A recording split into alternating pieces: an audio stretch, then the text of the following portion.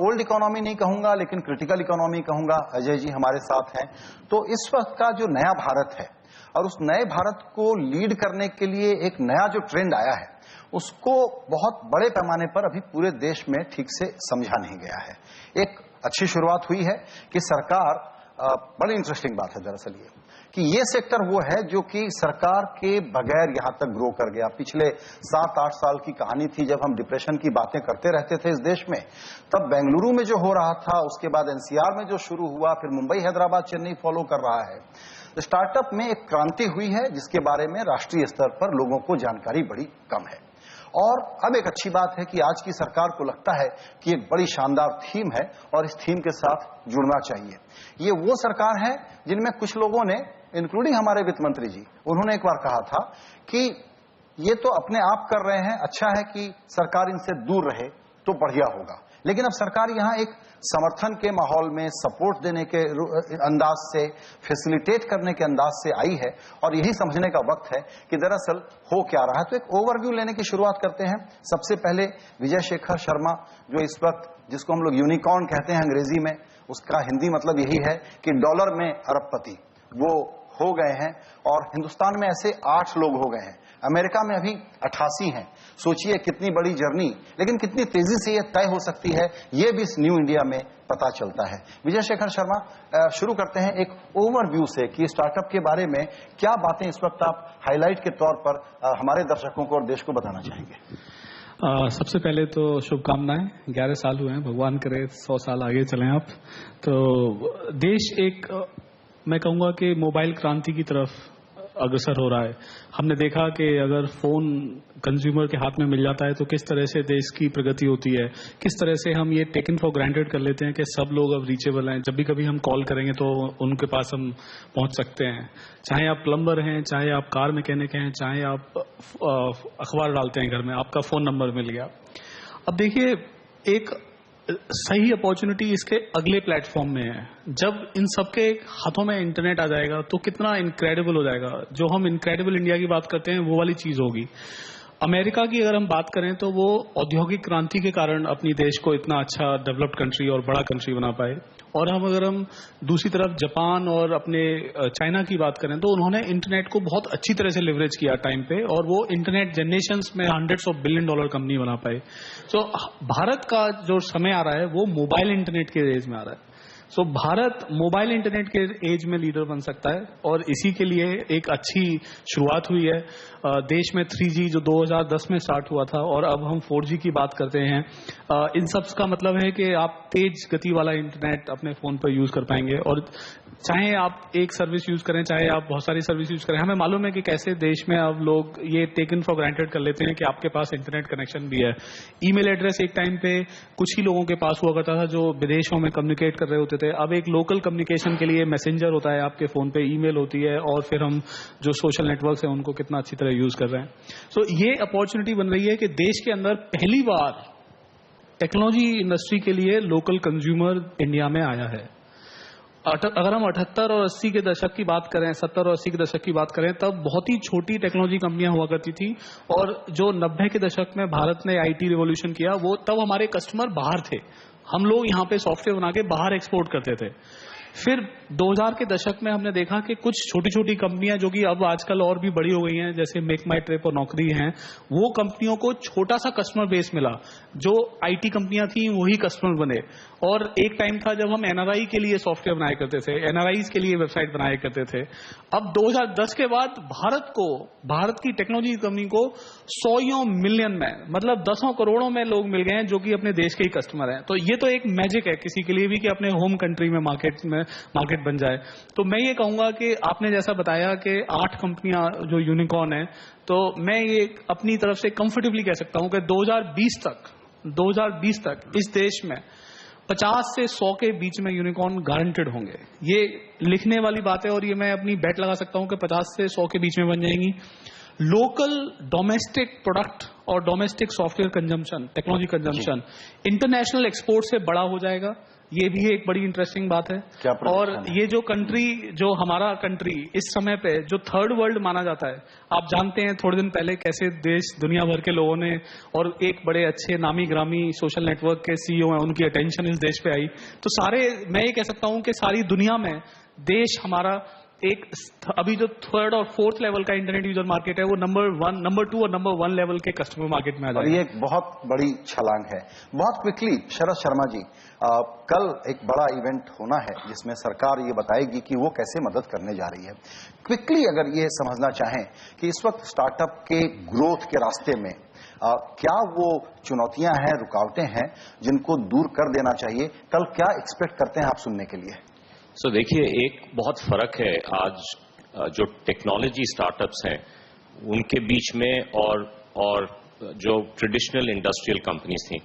आप सबसे बड़ा बैंक ले लीजिए दुनिया में, उसका मार्केट शेयर 10% के आसपास होगा।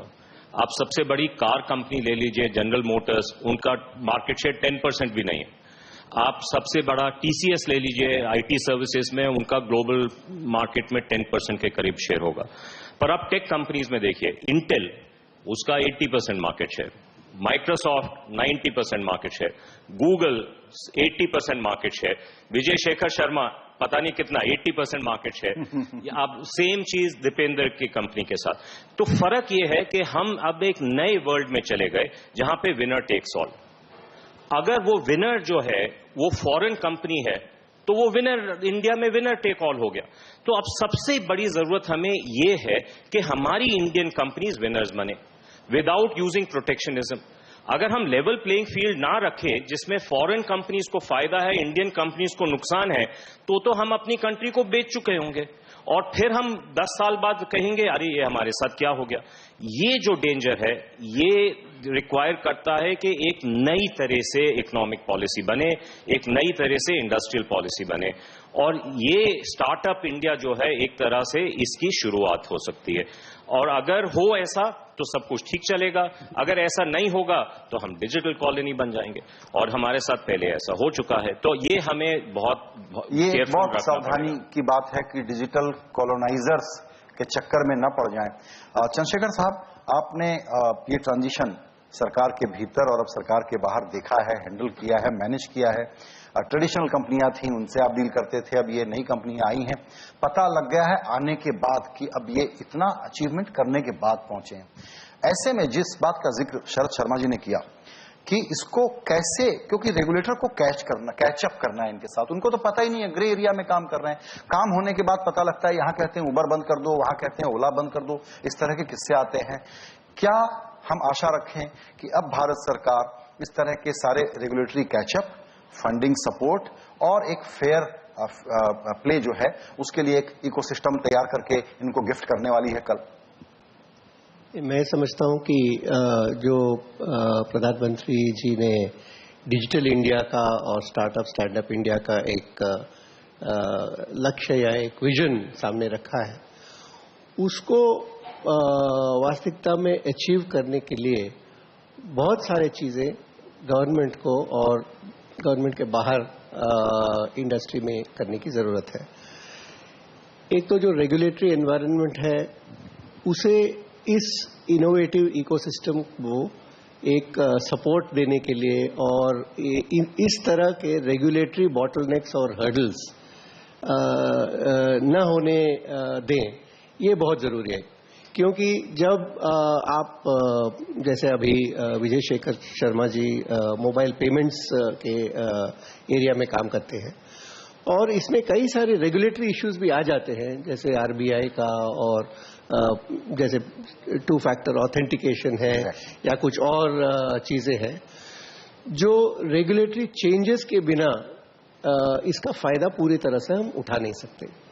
अभी एक स्टडी था मैकेंजी ग्लोबल इंस्टीट्यूट का कि इंडिया में, ये इंडिया का ब्रांच का मैं बता रहा हूं, कि इंडिया में अगर इस तरह के डिसरप्टिव टेक्नोलॉजीज का हम सही तरह से उपयोग करें तो कम से कम $500 बिलियन या $1 ट्रिलियन हर साल जीडीपी में इंक्रीमेंट हो सकता है।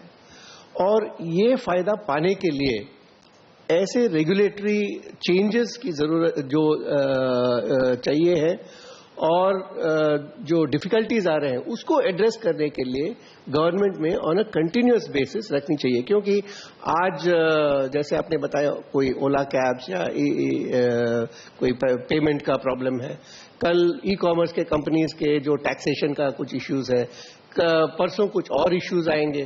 तो ऐसे इश्यूज आते जाएंगे जैसे हम डिजिटल इंडिया की तरह बढ़ते जाएंगे, और उन्हें कंटिन्यूअसली एड्रेस करने के लिए एक group of people and regulatory framework को कंटिन्यूअसली रिव्यू करने की जरूरत है। पर मैं ये नहीं समझता हूं कि सरकार में या रेगुलेटरी फ्रेमवर्क में ये काबिलियत नहीं है कि इन इश्यूज को एड्रेस करें। सवाल ये है कि पहले रेगुलेटरी फ्रेमवर्क बनानी है या इश्यूज जैसे जैसे आएंगे उसको एड्रेस करना चाहिए। मैं समझता हूं कि पहले regulatory should not be leading it, पर regulation we should review it, ताकि कोई भी अगर रुकावट आते हैं तो उनको एड्रेस करें, कम से कम कंट्रोल या ओवर रेगुलेशन की तैयारी बिल्कुल न करें। शर्मा जी, टैक्स के फ्रंट पे और कंपनियां सिंगापुर में रजिस्टर न हो, यहां हो, खोल सकें, बंद कर सकें, ये जो दो मुद्दे हम सुनते रहते हैं, और प्रोडक्ट को बढ़ावा देने के बारे में जो आपका एक विशेष मुद्दा रहा है, इन तीनों पर कल मुकम्मल ढंग से प्रधानमंत्री जी आपको वो दे देंगे जो आप चाहते हैं? उम्मीद है, बट पता नहीं क्या होगा। इतना सोच के उम्मीद है, दिक्कत है। मेरे ख्याल से अभी गवर्नमेंट में बहुत एजुकेशन की जरूरत है।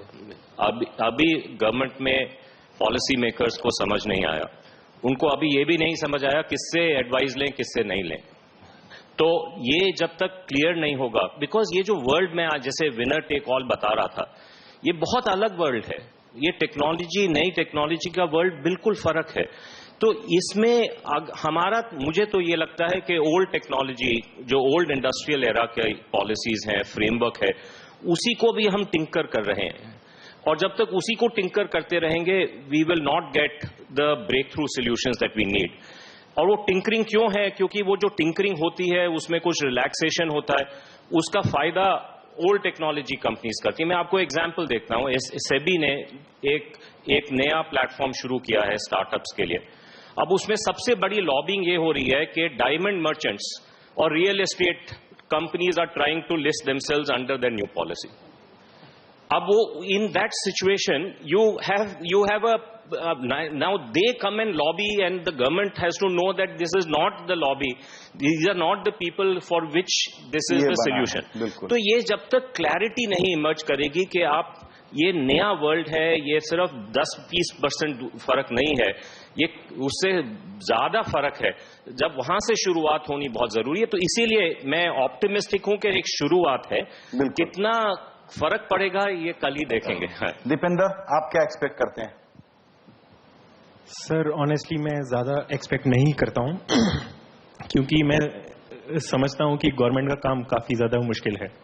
राइट, मेरी कंपनी में 3000 लोग हैं, विजय जी की कंपनी में 5000 लोग हैं, और हमारी जॉब्स काफी ज्यादा मुश्किल हैं, और गवर्नमेंट को 1.5 बिलियन लोगों के साथ डील करना है। राइट, सो हम लोग ये चीज एक्सपेक्ट करते हैं कि गवर्नमेंट ओवर 1 साल या 2 साल सब कुछ चेंज कर देगी। It is not easy for the government to do that. So I think government काफी कोशिश कर रही है इस चीज पे जो भी चेंजेस करने हैं, और हम बोलते हैं कि ये वाला लॉ चेंज करो, इसको ऐसा होना चाहिए, ये वाला लॉ चेंज करो, इसको वैसा होना चाहिए।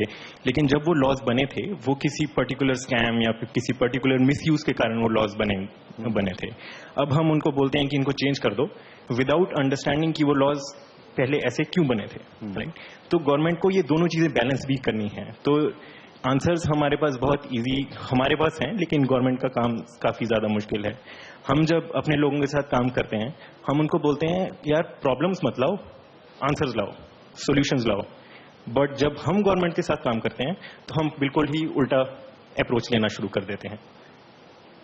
जी अजय जी, ये जो ट्रांजिशन आप देख रहे हैं, क्योंकि आप दोनों जनरेशंस को बिलोंग करते हैं, औद्योगिक घराने से लेकर के ऐसे स्टार्टअप्स जो देश के नॉन मेट्रो नहीं छोटे छोटे शहरों से आ रहे हैं। स्टार्टअप चूंकि बज़वर्ड है, तो इस स्पेस को आप कैसे देखते हैं? देखिए, इस स्पेस में जो हो रहा है उसको तो क्रांति ही कह सकते हैं, और कुछ नहीं, क्रांति है। लेकिन जहां तक हमारी सरकार का सवाल है, सरकार को अगर इसमें पार्टिसिपेट करना है और इसको बढ़ावा देना है तो अपनी मानसिकता उनको बदलनी होगी। जो एग्जिस्टिंग मानसिकता है उससे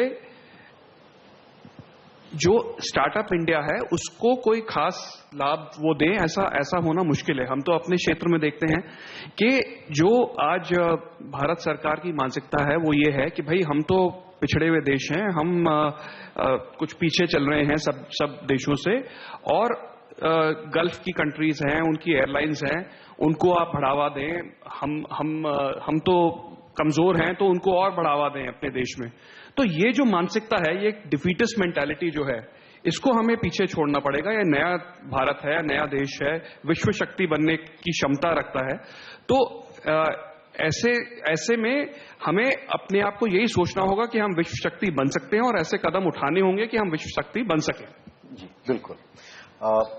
जयंत सिन्हा जी हमारे बीच आ गए हैं। सर आने के लिए बहुत शुक्रिया और आपका बहुत स्वागत। अभी हम लोग इस विषय की चर्चा शुरू कर चुके थे, क्योंकि ये टीवी के लिए लाइव टू एयर कार्यक्रम बनते हैं, तो अभी यहाँ पर थोड़ा सा परिवर्तन हम करेंगे, और वो ये होगा कि मैं अपने प्रोड्यूसर से समझना चाहता हूँ कि क्या धर्मेंद्र प्रधान जी का हम इंतजार करेंगे और उसके बाद या यहाँ से शुरू करेंगे। ठीक है, तो दरअसल शर्मा जी और चंद्रशेखर साहब हमारे साथ बने रहेंगे।